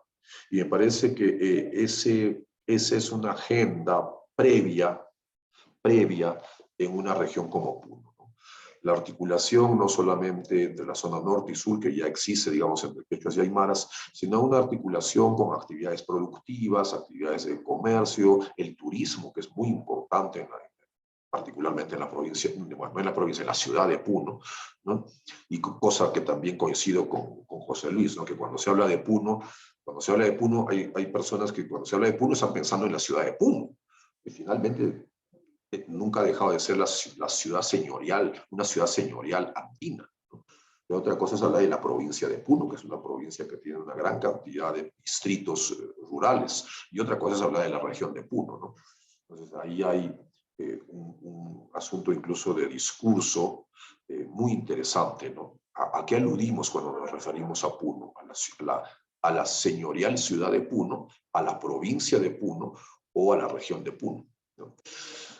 Otro tema que tiene que ver con la articulación interna, la integración, es el gran problema de la actividad informal. O sea, la actividad informal no solamente es la actividad, digamos, del comercio informal, una ciudad como Juliaca, sino lo informal también tiene que ver con actividades empresariales, actividades profesionales, y uno percibe este gran peso de lo informal, ¿no? Bueno, por ahí Danilo Martuchelli le llama la sociedad deformal o desformal, ¿no? Porque a veces lo informal se asocia solamente con actividad económica, ¿no? Y creo yo que ahí hay un tema pendiente, ¿no? La importancia de la formalización de la vida regional, ¿no? Y ahí lo conecto con un elemento, aunque bueno, eso debería estar separado, con lo que es la burocracia regional. La regionalización y la descentralización es un gran desafío a las élites regionales, eso siempre lo ha sido, y también hay el gran problema de las burocracias regionales. Yo tengo la impresión de que las burocracias regionales son burocracias, digamos, los funcionarios públicos y todos los profesionales en el aparato estatal del interior, que requieren de una gran inyección de profesionalismo, de preparación y de ética, digamos, pública, ¿no? Y eso, es increíble cómo acá en Puno, es una cosa que es incluso hasta curiosa y hasta graciosa, que siempre que asume un director regional de salud, inmediatamente el sindicato del sector salud lo tiene que descabezar, ¿no? O sea, y eso resulta hasta, como digo, curioso, cómo los directores regionales de salud duran tan poco, ¿no? Porque precisamente el sindicato de salud es un sindicato que ejerce una gran presión y que obviamente lo que busca son intereses de grupo, ¿no? Y bueno, y que eso, digamos, renglón importante que a veces no se toma en cuenta y que queda desatendido, la administración pública regional, ¿no? La burocracia regional. Quinto punto, los proyectos productivos, manejar, digamos, todo este discurso de proyectos productivos de la región, el manejo de cuencas y corredores económicos, que a veces está ausente en el discurso y en el, bueno, ausente en el discurso, pero está presente en los planes, pero nunca se ejecuta, ¿no? De buscar una visión mucho más de un proyecto de región detrás de la actividad política, ¿no? Y yo siento de que se sigue manteniendo esta administración localista de la región, ¿no?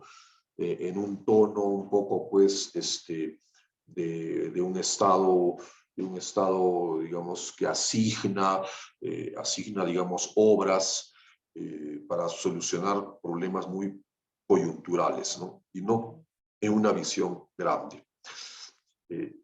Ahí hay, digamos, una agenda previa, ¿no? Yo tengo la impresión que hay en la agenda descentralista, hay primero que resolver asuntos internos en las propias regiones, ¿no? Aunque que pueden ir de la mano, ¿no? Ambos, ¿no? Solucionar los problemas internos y avanzar hacia una agenda descentralista. El sexto punto tiene que ver precisamente con esta cultura política regional, y que, como todos conocemos, toda esta mercantilización de la política y toda esta ley de partidos políticos, que en realidad yo no sé si se puede llamar ley de partidos políticos, a una ley que precisamente impide que haya vida política o impide que los partidos políticos funcionen a escala nacional en el país, ¿no? A veces yo me pongo a pensar, bueno, esta ley de partidos políticos realmente es lo que es, o sea, es una ley de partidos políticos que estimula la actividad política, o es una ley que más bien estimula el mercantilismo de la política, el personalismo y estos vientres de alquiler, como mencionaba José Luis, que están en todas las regiones, ¿no? Entonces, a mí me parece que o sea, una gran parte de la solución del problema es hacer la reforma política del país, ¿no? Que eso bañaría a todo, no solamente desde el centro, digamos, el centro limeño, a todo el interior. Este mercantilismo, este clientelismo, que cada vez es más creciente, yo lo responsabilizo a este diseño de la vida política de nuestro país, ¿no? Que favorece, ¿no? Favorece la incursión de estos piratas de la política, ¿no? O neocaciques, para ponerlo en términos culturales, ¿no? Y finalmente, el hecho de que en una región como Puno, siempre, y a tono con lo que dije en la primera diapositiva del impasse de la construcción de nación en el país, nosotros vemos de que hay un diseño de Estado, hay un diseño digamos, del sistema político, hay un diseño que no concuerda con esta heterogeneidad, esta diversidad, esta presencia digamos, de lo intercultural, de lo pluricultural en un país como el nuestro, ¿no? Como discurso suena muy bonito cuando se habla de la interculturalidad, de la intraculturalidad, pero en la práctica uno ve estos espacios de desigualdad, de marginación, de abandono en el interior del país. Y esto tiene que ver porque hay un problema de diseño de la institucionalidad en nuestro país, ¿no? Que 200 años y sigue estando a espaldas y en contra del interior. Y seguimos teniendo como país esta deuda histórica o deuda por injusticia histórica con el interior, ¿no? O por eso, en el caso particular de Puno, o sea, el radicalismo puneño, aunque tiene matices con el radicalismo del Cusco y de Arequipa, el radicalismo puneño es un radicalismo que tiene que ver más bien con este Estado que nunca logró ser Estado-nación y mucho menos un Estado que repare las injusticias con este mundo cultural andino, que en el caso de Puno es marcadamente intenso y con una fuerte identidad, ¿no? Entonces, desde Puno siempre vemos esta situación. Bueno, en Puno, pues, cuando se habla de nueva constitución, un buen sector de la población siempre está a favor de una nueva constitución pensado como esa que tiene que haber un nuevo orden que incorpore a esos sectores históricos que no son parte ni del diseño ni del manejo del Estado, ¿no? Entonces, Bien, yo también creo que me he extendido, ¿no? Lo dejo ahí y dejo de compartir. Gracias. Gracias, Elan. No te preocupes por el exceso porque está bien, ¿no? Para redondear todas las ideas que has plasmado. Bueno, ahora pasamos a esta ronda de consultas y de comentarios. Si es que hubiera alguna, por favor, si pueden levantar su manito, pues me voy a poner acá para todos porque si no, no veo.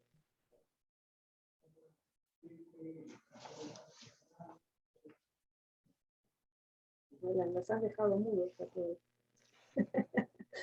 Ayana, Jorge, adelante. Sí, una opinión, bueno, una pregunta cortita y que tiene que ver también con lo que pregunté anteriormente.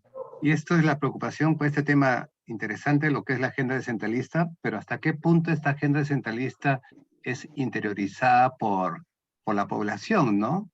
Y hasta qué punto también esta agenda descentralista es una exigencia, ¿no? Y también cómo poder tener esta agenda descentralista, digamos, pensando en el sur, ¿no? O digamos, por poner un ejemplo, podría ser el norte, el centro de todo el país, pero cómo desde el sur se podría trabajar este tema para que sea una demanda, digamos, de toda la región macrosur, pues se puede incluir Cusco, Apurímac, ¿no? Entonces, digamos, por ahí va mi opinión, mi pregunta, perdón. Gracias. Adelante, Rodolfo, tiene también una consulta.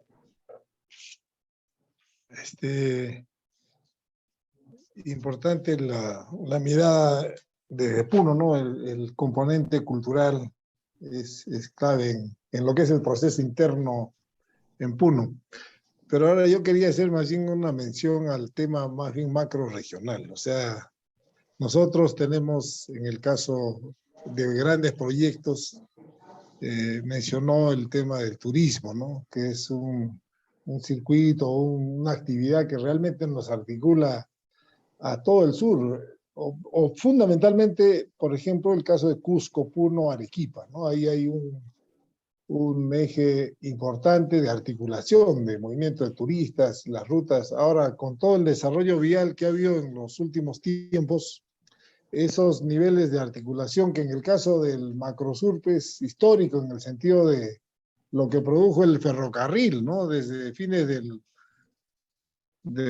800, ¿no? En 1890 me parece, ya se construye el ferrocarril del sur y eso ha sido un medio de integración económica, social, cultural, todo el sur.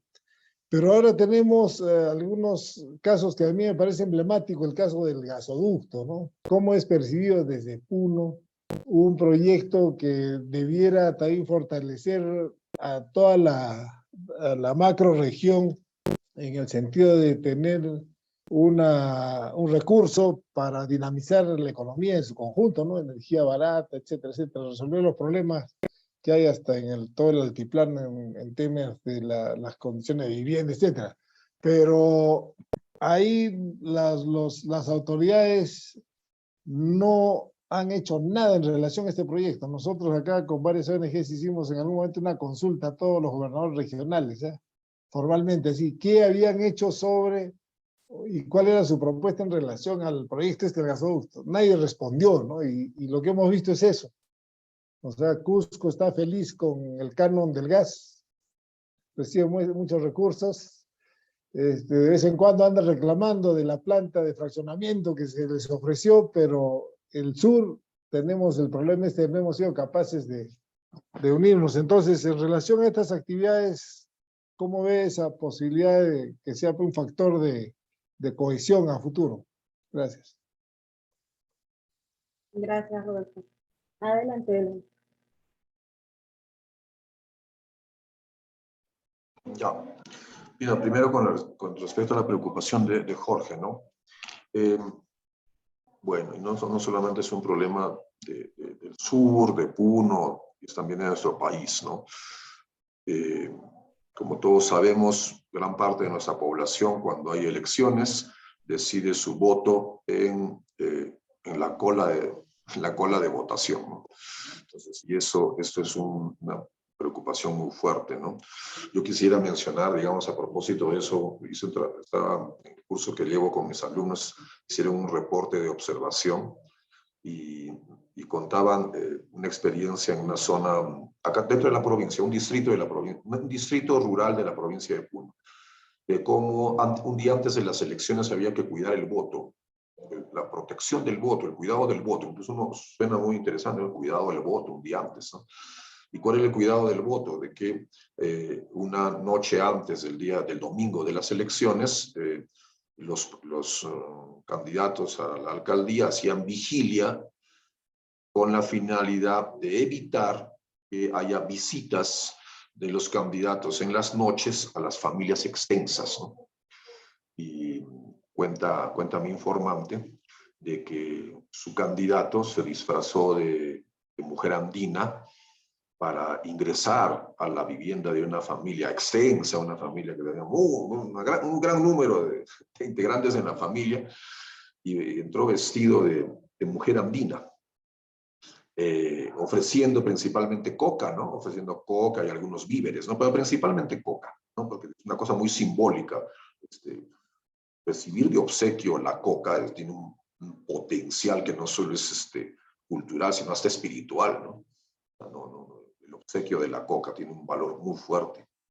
Entonces, bueno, grande fue la sorpresa que cuando el que estaba disfrazado de mujer regresa y dice, sí, logré obsequiar, pero media hora antes había llegado otro candidato a esa misma familia, llevando, disfrazado también de mujer, pero en este caso de abuelita, con su nietecito, ¿no? Y también para ofrecer algunos víveres y también ofreciendo coca, ¿no? Y todo eso. Bueno, ¿qué quiero graficar con esta defensa del voto? Bueno, que en las provincias se le llama así, la defensa del voto, o sea, la vigilia la noche anterior para evitar de que los candidatos visiten a las familias, especialmente las familias extensas, ¿no? Con esto quiero decir que, bueno, creo que lo que acabo de mencionar dice mucho, ¿no? O sea, la población busca, tiene una visión de corto plazo de su propia vida, de su actividad económica, no está pensando ni siquiera en el desarrollo de su distrito, mucho menos en el de la provincia, ya no diremos de la región, y seguramente debe ser pues otro mundo hablar de la Mancomunidad del Sur, ¿no? Entonces, hay sectores que están alejados y obviamente hay articulación, porque eso de la lejanía es también un mito, ¿no? O sea, la población andina rural está articulada a las ciudades intermedias, ¿no? Hay una articulación, existe eso, ¿no? Pero a nivel de cultura política todavía hay esta visión un poco más comunal, comunitaria de los problemas locales, ¿no? Supongo yo que, como suele decirse siempre, la herramienta es pues la incidencia, la educación, el fortalecimiento de los liderazgos al interior, la actividad con determinados grupos específicos, como el caso de jóvenes, ¿no? La importancia de los jóvenes es clave, el fortalecimiento del liderazgo de la mujer. Bueno, los diagnósticos siempre lo han levantado, ¿no? Digamos, el tema de mujer, el tema de juventud, de actividades productivas, de microcrédito. Yo pienso, yo no veo cambios en el corto plazo. Me parece que son cambios que van a estar entre el mediano y largo plazo, ¿no? Son estructuras que se mantienen. Hay sectores de nuestra sociedad que todavía siguen viendo al político con esta forma reverencial que se le ve a la autoridad tradicional, ¿no? O sea, el famoso papá gobierno, papá alcalde, ¿no? Que además son prácticas del mundo moderno, ¿no? De la elección, ¿no? Entonces, como sabemos, en las comunidades, la forma de la vida política democrática en las comunidades es rotatoria, ¿no? En una comunidad nunca pues hay el candidato a presidente de la comunidad, eso no existe. Lo que existe es una rotación y las familias por rotación asumen responsabilidades en la comunidad. Entonces, esa es la forma tradicional, ¿no? Entonces, cuando hay que ir a votar, en el diseño, en la forma de la democracia representativa y la campaña, se generan estas distorsiones, ¿no? Donde hay ofrecimientos que todavía llegan. Por un lado. Pero por otro lado, hay sectores más avanzados de élite, sectores empresariales, como por ejemplo el turismo o la universidad, la vida más urbana, que sí tienen presente, saben de la importancia de formar una macro región o una mancomunidad regional del sur, ¿no? Pero yo veo que todavía eso es pequeño, ¿no? Incluso uno, digamos, a mí por una cuestión profesional, yo permanentemente escucho las dos radioemisoras que son, pues, que barren acá en el altiplano, ¿no? O sea, RPP, Exitosa, están detrás de esas dos radioemisoras, ¿no? Que son la histórica Radio Onda Azul, Radio Pachamama, ¿no? Precisamente la radio de Mauricio Rodríguez, que fue el gobernador regional. Y si uno, digamos, yo que lo escucho todos los días, Mancomunidad del Sur, seguramente cuando hubo pues, algunos encuentros, ¿no? Como noticia, pero no es parte de la agenda, la agenda pública, política, incluso, y obviamente tampoco mediática, ¿no? Creo que hay un gran trabajo que se tiene que hacer, ¿no? De información, de sensibilización, de educación, de toma de conciencia, con estos sectores que acabo de mencionar, porque no quiero ser pesimista, o en todo caso trato de combinar, sí es posible, pero en un plazo más largo, ¿no? Y con respecto a lo del turismo, precisamente quizás el turismo podría ser una de las grandes llaves de salida, ¿no? Soy de los que cree que el turismo en la región, en la macro sur, encierra un gran potencial. Es increíble si uno, digamos, quienes hemos tenido la oportunidad de visitar otros países de América Latina, sabemos que con menos, nuestros vecinos latinoamericanos, con menos hacen más, ¿no? Y nosotros teniendo ese gran potencial como sociedad, no lo sabemos explotar, ¿no? Pese a que, claro, naturalmente hay empresas que se dedican a esta actividad, hay familias que están vinculadas a esta actividad, pero yo siento que el grueso de la población no lo siente como una actividad estratégica, clave para el desarrollo. Y coincido en eso, ¿no? Hay actividades y hay proyectos que deben ser incorporados. Por ejemplo, cuando entrevistaron a Richard Anco Soko, el electo gobernador regional, le preguntaron, yo lo tengo muy presente, fue una entrevista en Radio Onda Azul, ¿no? Le preguntan creo que fue sobre el Hospital Materno Infantil, una obra de envergadura que habría en un hospital, ¿no? Y él lo dijo, ¿no? Con mucha sinceridad. Bueno, fue sincero por ese lado, ¿no? Pero que él desconocía los aspectos técnicos de este tema, ¿no? Cuando es un tema, ya pues que hubiese sido si le preguntaban sobre otros temas, ¿no? Si le habían preguntado sobre algo que está pues en la agenda mediática en Puno, ¿no? Entonces, pero seguramente él está más preocupado en dar cabida a su gran clientela que lo ha respaldado y que ha ganado con una buena cantidad de votos, y seguro está más atento a eso, ¿no? Es una pena, pero también es así, ¿no? Creo muy parecido a lo de Arequipa también, ¿no? Con diferentes matices, ¿no? Los matices propios a una realidad como la de Arequipa, mucho más urbana. En Arequipa está concentrado, el 90% de la población está en la ciudad de Arequipa, ¿no? Acá no, ¿no? Acá el 50% de la población todavía sigue siendo rural, ¿no? Entonces, hay yo atribuyo todo esto, yo responsabilizo al diseño de la política en el Perú. O sea, esta gran mercantilización, ¿no? O sea, a mí me gusta siempre poner el ejemplo de los locales partidarios. Y hubiese obligatoriamente la exigencia de tener un local partidario, no sé por número de distrito, provincia, bueno, eso se lo ven los politólogos, pero si hubiese la obligación de tener locales partidarios, solamente eso creo que haríamos bastante. Pero mientras tengamos, digamos, políticos que, como mencionó José Luis, no tuitean o no ponen un post, y después de 4 años lo van a poner, ¿no? Porque están ahí a la espera del momento electoral, ¿no? y no hacen política, ¿no? No se le exige a los políticos regionales. Pongo este ejemplo, que para mí es una fijación personal. El local partidario, abierto para que ingresen la población, para que escuchen ponencias, los proyectos, para que conozcan, por último, a los políticos de ese movimiento regional, ¿no? Mientras sigamos así, vamos a seguir teniendo piratas de la política, mercaderes, vientres de alquiler y toda esta fauna que ya de alguna manera se está naturalizada, ¿no? Es parte de la vida política, ¿no? El saber que cuando hay campaña uno tiene que aprovechar, vincularse a algún grupo y ver la posibilidad, ¿no? Eso lo dejo ahí, ¿no? Listo.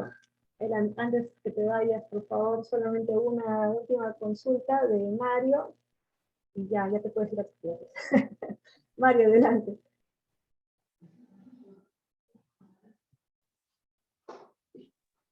Muchas gracias y buenos días. Muy interesantes las exposiciones. Se ha hablado mucho de los límites y las posibilidades del desarrollo macrorregional y la visión macrorregional, pero no he escuchado la referencia a cómo integrar algunos macroproyectos significativos que tienen que ver con los próximos 10, 15 años de tornarse en realidad. Mencionaría 3 cosas. Uno, la inversión en la minería de litio y todo lo que significa, por ejemplo, para toda la nueva industria automotriz con las baterías de litio, de millones de automóviles en el mundo y los pocos sitios donde existe el litio y el altísimo precio de este litio industrial. Pero por otro lado, hay otros proyectos muy significativos, como por ejemplo el CIWAS 2. CIWAS 2 es es el proyecto más grande de desarrollo agrario en la costa, de la irrigación más importante que todas las otras que existen en la costa del Perú en este momento. Y es un proyecto que está en marcha, ha tenido algunas dificultades y problemas legales en la administración, pero en realidad si uno ve el proyecto CIWAS 2, está hablando de un proyecto que puede incorporar 200,000 trabajadores de manera permanente en una, no sé, agroindustria o una industria para el consumo nacional, incluyendo, por ejemplo, la siembra de trigo para reemplazar la importación de trigo extranjero, lo cual haría absolutamente segura la alimentación popular en el país, porque somos uno de los países que consume más trigo en América del Sur que no produce trigo. Entonces ayudaría mucho a la seguridad alimentaria. Y en tercer lugar, está esta estrategia mundial de China, que es la de crear puertos. Ya tiene más o menos un control o una presencia significativa en el 50% de los puertos más importantes del mundo. Y tiene en proyecto el puerto de Corío, en el sur de Arequipa, en la provincia de Islay, en el límite con Moquegua.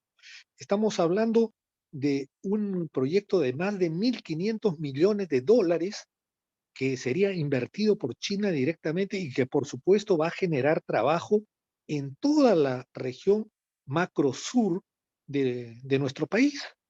Entonces, creo que hay proyectos de una repercusión macro regional significativos que tienen que ver con el transporte, por no hablar de la salida del tren que viene de Brasil, que definitivamente no va a ser a otro destino, sino al puerto de Corío, porque son inversiones chinas en Brasil y son inversiones chinas en el puerto en este nuevo puerto. Entonces yo creo que esos elementos que significan movilización importantísima de, no sé, 500,000 de personas de manera permanente entre uno y otro proyecto, tendrían que ser considerados en la perspectiva de nuestros políticos, en la perspectiva de nuestras burguesías regionales, de los movimientos organizados, de los trabajadores, las centrales de trabajadores, en fin, los pequeños y medianos productores agrarios, en función de esos proyectos que van a arrastrar las dinámicas del desarrollo o en todo caso del crecimiento regional de los próximos 10, 15, 20 años en el sur andino. Yo quería hacer esto un poco como pregunta y como reflexión también. Muchas gracias, Ela, muy amable, por tan interesante Gracias, exposición. gracias, Mario. Gracias. Bueno, sí, luego de escuchar, y bueno, hay una cosa que como país tenemos que superar.